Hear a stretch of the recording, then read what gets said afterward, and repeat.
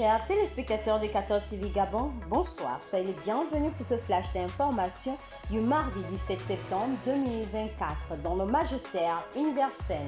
Le lundi 16 septembre 2024, une conférence de présentation du programme de la deuxième session du synode sur la synodalité qui aura lieu du 2 au 27 octobre 2024 prochain a été organisée par les cardinaux Mario Gretsch, Jean-Jacques Olerich, Monseigneur Ricardo Batocchio et le Père Costa dans la salle de presse du Saint-Siège.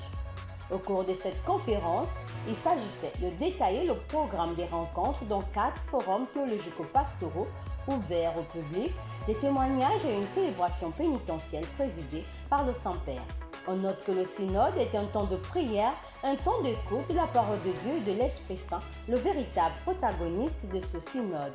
Cette deuxième session, comme la précédente, sera précédée par 2 jours de retraite spirituelle, à savoir du 30 septembre au 1er octobre 2024 prochain. Nouvelle d'Église. C'est au cours d'une célébration eucharistique présidée par son Excellence Monseigneur Séverin Zengi Manganza, évêque du vicariat apostolique de Makoko, à l'esplanade du noviciat international spiritain Bienheureux Daniel Potier de Balmayo au Cameroun, que 12 séminaristes originaires des provinces de la République centrafricaine, du Cameroun, de Madagascar, de Haïti et du Gabon ont prononcé leurs vœux devant leurs supérieurs. Cette profession de foi s'est déroulée en présence du Père Jean-Max Gondagaro, supérieur de la province de la Centrafrique, et du Père Guy Marcel Eganamisen, supérieur de la province du Cameroun. Une joie pour cette famille de la congrégation du Saint-Esprit et de l'Union des circonscriptions spiritaines d'Afrique centrale qui s'est agrandie avec l'arrivée de 12 religieux, dont 3 Gabonais, Emmanuel Otam, Herman Fistona Akide et Rodney Ikatu.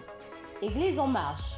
Le dimanche 15 septembre 2024, la communauté Notre-Dame des 7 douleurs du sanctuaire marial Notre-Dame du Gabon a célébré sa fête patronale sous le signe du partage et de communion fraternelle. Précédée par un triduum de prière, la fête de Notre-Dame des Douleurs a donné l'occasion aux chrétiens de cette communauté ainsi que les pèlerins de participer à la célébration eucharistique présidée par le chargé d'affaires de la nonciature apostolique Monseigneur Grégory Piotr Bielaska et concélébrée par les pères Piotr Michaelik, chapelain, et Armand Acho, vicaire.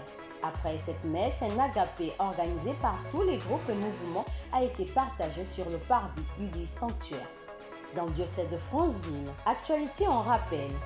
Il s'est tenu à la paroisse protestante de Mbaya dans le diocèse de Franceville un camp régional de la jeunesse protestante de la province du Haut-Ogooué et de l'Ogooué-Lolo.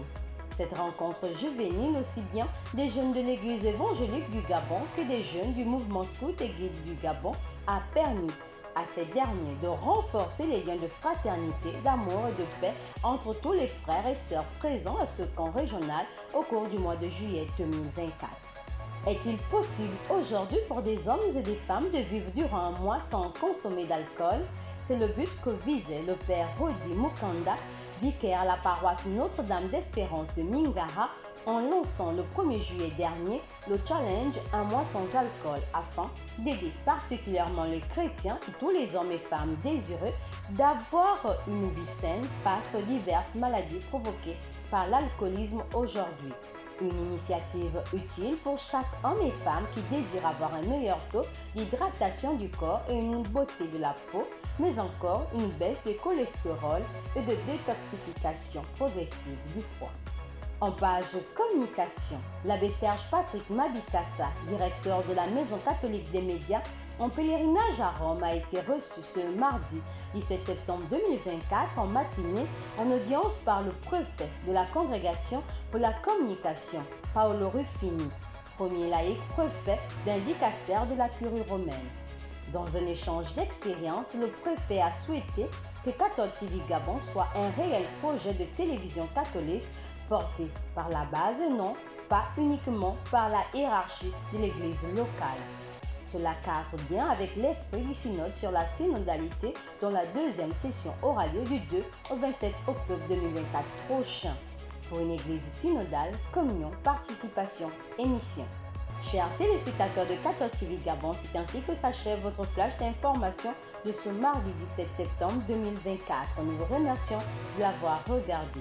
On marche vers les 200 ans de l'histoire de l'évangélisation de l'Église catholique au Gabon. Gardons la foi, l'espérance, la charité.